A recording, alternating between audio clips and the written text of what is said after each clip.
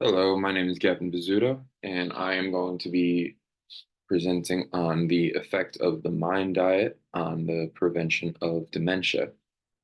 I chose this topic because I have a grandfather who did have dementia and sadly passed away from it. And just seeing him go through the progression of that disease really made me choose this topic because I want to just do my best to prevent that from happening to me or anybody else that I would have as a client or anybody else that's in my family. So I wanted to do a deeper dive in on how nutrition can be a factor in preventing dementia. With that being said, starting off, my research question is how effective is the mind diet on the prevention of dementia? And a little bit of background information. What the mind diet is it stands for the Mediterranean Dash Intervention for Neurological Delay. A little more information on dementia is Alzheimer's is the most common form of dementia and is actually the sixth leading cause for death in the United States. Currently, there's no cure for dementia or Alzheimer's more specifically.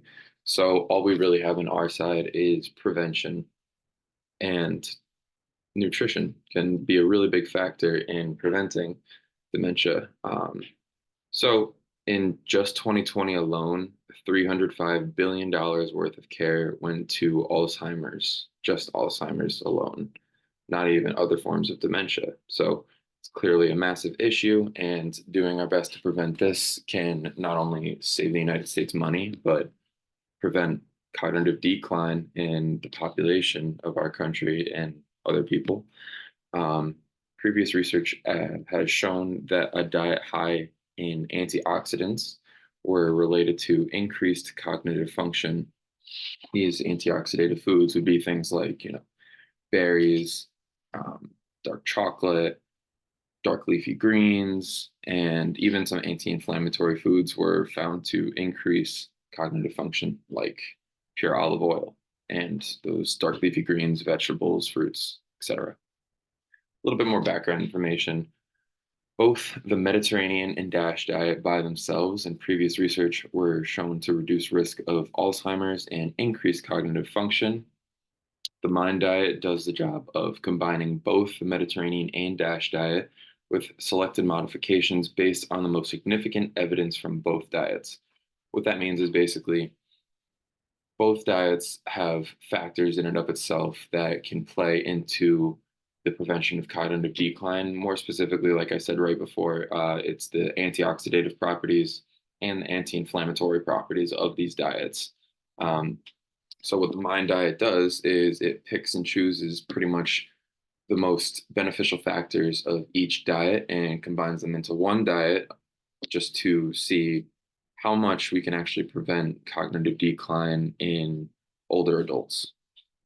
So, as many people know, as we're nutrition majors, Mediterranean diet includes a diet high in whole foods such as fruits, vegetables, nuts, legumes, lean meats, fish, olive oil, and whole grains.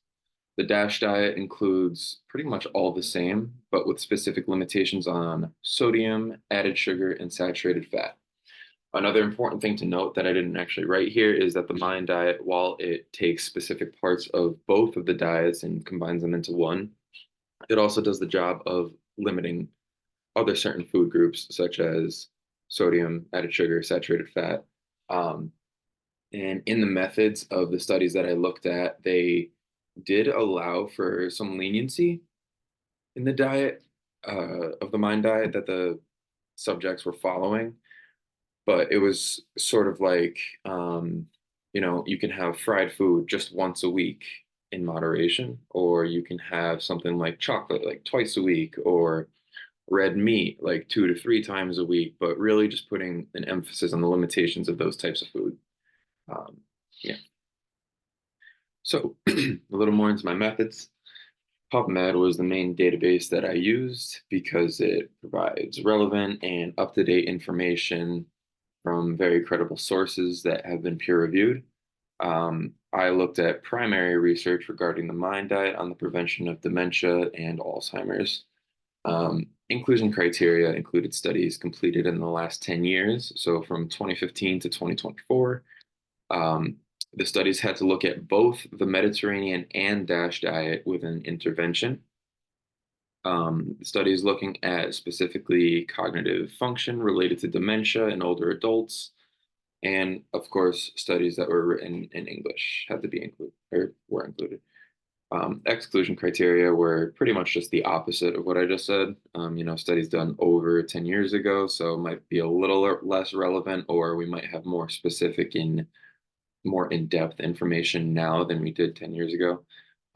Studies looking at only the Mediterranean diet or DASH diet.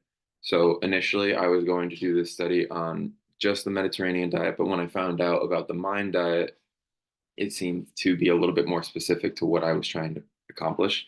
So I did the MIND diet instead. So studies that included just the Mediterranean diet or just the DASH diet were excluded, as that's not what I was looking at. Studies that did not include older adults and studies not written in English. Some of the studies, or all the studies that I looked at, were studies looking at older adults, ages 65 and older. So when people are most at risk for cognitive decline.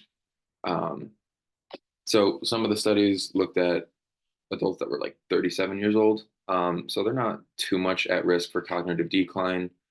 So I excluded those studies. So results from my first study from Chen et al. The study found that higher adherence to the MIND diet was associated with larger volumes of the thalamus, putamen, pallidum, hippocampus, the accumbens, and lower white matter of hyperintensity. So those are a lot of really big words, and I honestly had to Google like half of them. But basically, it's just talking about that the MIND diet prevented atrophy of certain parts of the brain, and it was associated with a larger volume of the brain physically and structurally. Also, the MIND diet showed beneficial associations with certain brain imaging markers, including long-term brain structural integrity and function. So pretty much what I just said. This study was looking at specifically brain imaging markers. So they would just, take images of the brain and look at them, see how they were changing over time. And what they found was that higher adherence to the MIND diet was maintaining that structural integrity of the brain and function. So, lastly, higher adherence to the MIND diet was also associated with slower atrophy of the brain, which is also crucial for maintaining cognitive function. Results from the second study, Morris et al., found that a higher adherence to the MIND diet was positively associated with the prevention of Alzheimer's, which is the most common form of dementia.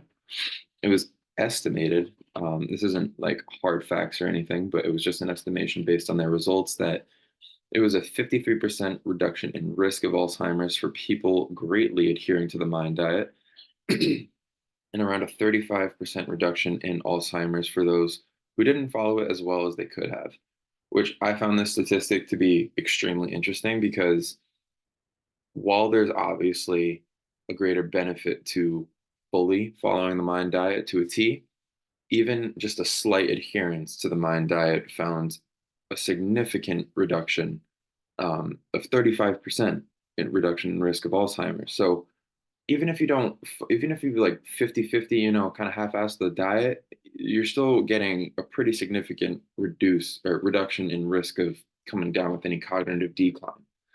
Um, so basically that the data from this study suggests that even a moderate adherence to the MIND diet can provide substantial benefit for cognitive function and prevention of Alzheimer's, which I found really interesting. So it results from my third study, Barnes et al. They had two groups. One followed a MIND diet, and the other followed a control diet that was still in a caloric deficit. So um, the control diet was pretty much the diet that these subjects had been following prior to signing up for the study, but they just reduced the food volume slightly so that these subjects would be in a caloric deficit. Now, this study is really interesting because the results found that there was a cognitive benefit to following the MIND diet, but it wasn't a substantial difference between the two study groups. So this basically says that the group following the mind diet still displayed small cognitive improvements nonetheless, but that it wasn't so significant that you could just completely just blatantly say that the mind diet is like what prevented cognitive function or cognitive decline in function. Um, so this study is also pointing at that even a caloric deficit can be super beneficial to cognitive health. The state of being hungry, there's something to be said about brain health and experiencing those hunger cues of ghrelin and leptin and listening to them. Um, and lastly, the authors did conclude that the preventative measures of the cognitive function or in decline of cognitive function was due to the antioxidative properties in dark leafy greens, nuts, berries, and then anti-inflammatory properties supported by things like pure olive oil. So, onto the discussion of these studies. All of the studies found that even a moderate adherence to the mind diet may benefit cognitive function and reduce risk of dementia, which answers the research question in and of itself pretty much. Some of the studies said that there was not a terribly significant change when following the mind diet versus a control diet with a slight caloric deficit, but that there was even a modest benefit nonetheless. So, what that's saying is pretty much that the mind diet is going to provide the most bang for your buck in terms of preventing cognitive decline. But there is 100% something to be said about a slight caloric deficit in terms of maintaining brain health. All of the studies attributed the benefit of the mind diet to a diet high in whole foods and antioxidants and anti-inflammatory properties. So even if you don't want to follow the mind diet to a T, even if you included more foods containing these antioxidants like nuts, berries, um, legumes, dark leafy greens, there is most likely going to be some sort of benefit to including those into your diet for your cognitive function. And to conclude, my research question was how effective is the mind diet on the preventative or prevention of dementia? Research question was answered in that the mind diet is absolutely having a positive effect in preventing cognitive decline and preventing atrophy of the brain, both of which are clearly important for cognitive function. Antioxidant and anti-inflammatory properties of certain foods such as fruits, dark leafy greens, nuts, and even olive oil were seen as key to cognitive health. Again, further research should be conducted in this field to validify these statements, but pretty much every single article I looked at on the mind diet shows benefits for cognitive health and longevity when following the mind diet. And these are my references. So basically, the takeaways from this are that the Mediterranean diet and DASH diet, while they're high in foods containing antioxidants and anti-inflammatory properties, it will have a massive benefit in the prevention of cognitive decline. So that's something to take into consideration when talking about brain health with your clients. And that's it. Thank you very much.